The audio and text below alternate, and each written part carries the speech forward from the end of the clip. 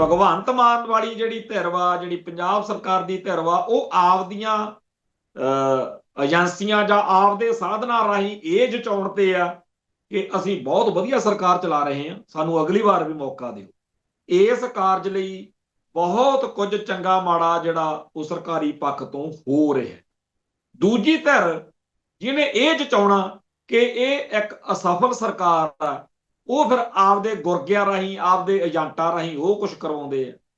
ਤੇ ਇਸ ਮੌਕੇ ਨਕਸ਼ੇ ਬਣਾ ਕੇ ਦੱਸੇ ਜਾ ਰਹੇ ਨੇ ਕਿ ਬੀਤੇ 24 ਘੰਟਿਆਂ 'ਚ, ਨੋਟ ਕਰੋ, ਬੀਤੇ 24 ਘੰਟੇ ਉਹ ਨੇ ਜਦੋਂ ਪੰਜਾਬ ਸਰਕਾਰ ਨੇ ਗੈਂਗਸਟਰਵਾਦ ਦੇ ਖਿਲਾਫ ਮੁਹਿੰਮ ਤੋਰੀ।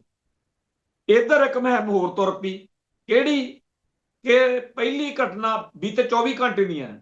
ਪਹਿਲੀ ਘਟਨਾ ਇਹ ਆ ਕਿ ਸੁਲਤਾਨਪੁਰ ਲੋਧੀ ਸ਼੍ਰੀ ਗੁਰੂ ਗ੍ਰੰਥ ਸਾਹਿਬ ਜੀ ਦੀ ਹਜ਼ੂਰੀ 'ਚ ਗ੍ਰੰਥੀ ਸਿੰਘ ਤੇ ਹਮਲਾ, ਪਿੰਡ ਦੇ ਕੁਝ ਲੋਕਾਂ ਉੱਤੇ ਕੁੱਟਮਾਰ ਤੇ ਕੇਸਾਂ ਦੀ ਬੇਅਦਬੀ ਦੇ ਲੱਗੇ ਇਲਜ਼ਾਮ।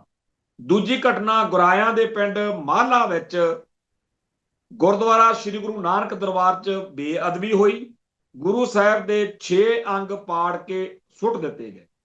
ਤੀਜੀ ਘਟਨਾ ਅੰਮ੍ਰਿਤਸਰ ਦੇ ਵਿੱਚ ਹਿੰਦੂ ਦੇਵੀ ਦੇਵਤਿਆਂ ਦੀਆਂ ਤਸਵੀਰਾਂ ਪਾੜ ਕੇ ਇੱਕ ਜਿਹੜਾ ਪਗੜੀਧਾਰੀ ਵਿਅਕਤੀ ਆ ਉਹਨੂੰ ਕੁੱਟਿਆ ਮਾਰਿਆ ਗਿਆ ਤੇ ਉਹਦਾ ਸਾਰਾ ਜਿਹੜਾ ਮਸਲਾ ਉਹ ਬਣਿਆ। ਇੱਕ ਅੱਜ ਬਰਨਾਲੇ ਇਲਾਕੇ ਦੇ ਵਿੱਚ ਠੀਕਰੀਵਾਲ ਪਿੰਡ ਤੋਂ ਇਸੇ ਤਰੀਕੇ ਦੀ ਆ ਗਈ ਆ ਖਬਰ ਕਿ ਜੀ ਉੱਥੇ ਅੰਗ ਖਿਲਾਰ ਕੇ ਜਿਹੜੇ ਆ ਗੁਟਕੇ ਦੇ ਗੁਰਬਾਣੀ ਦੇ ਸੁੱਟੇ ਗਏ।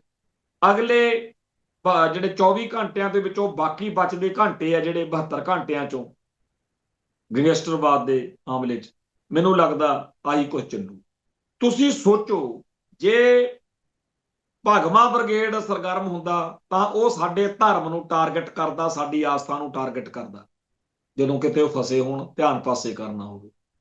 ਜੇ ਆਮ ਆਦਮੀ ਪਾਰਟੀ ਦਾ ਕੋਈ ਚੱਕਰ ਚੱਲੇ ਤਾਂ ਵੀ ਆਹ ਕੁਝ ਹੁੰਦਾ। ਸਿੱਧਾ ਸਿੱਧਾ ਦਿਖ ਰਿਹਾ ਕਿ ਜਿਹੜੀ ਵੀ ਧਿਰ ਉੱਠਦੀ ਆ ਉਹ ਸਿੱਖਾਂ ਦੁਆਲੇ ਹੋ ਜਾਂਦੀ।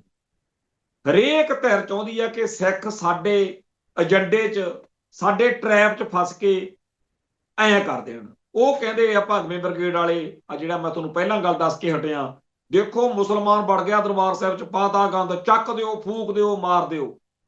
ਤੇ ਆਹ ਕਹਿ ਰਹੇ ਨੇ ਬੇਅਦਬੀਆਂ ਹੋ ਰਹੀਆਂ ਨੇ, ਮਾਰੋ ਵੱਢੋ। ਮਤਲਬ ਸਿੱਖਾਂ ਦਾ ਜਿਹੜਾ ਅਕਸ ਵਾ ਉਹ ਕਿਹੋ ਜਿਹਾ ਦਿਖਾਉਣਾ, ਇਹ ਕੋਈ ਹੋਰ ਨਿਰਧਾਰਿਤ ਕਰਦੇ ਆ।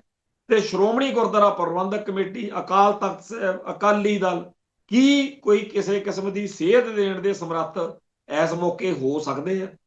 ਕੀ ਇਸ ਸਿਸਟਮ ਤੋਂ ਕੋਈ ਆਸ ਹੈ?